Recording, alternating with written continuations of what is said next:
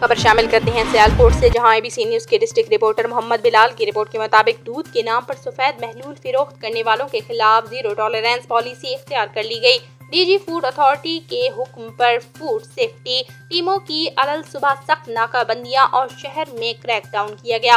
402 دودھ بردار گاڑیوں اور 185 ملک شاپس کی چیکنگ، 2,28,700 روپے کے جرمانے عائد کیے۔ اگست میں 1,14,565 لیٹر دودھ کی چیکنگ، 554 لیٹر جعلی اور ملاوٹی دودھ موقع پر تلف کیا۔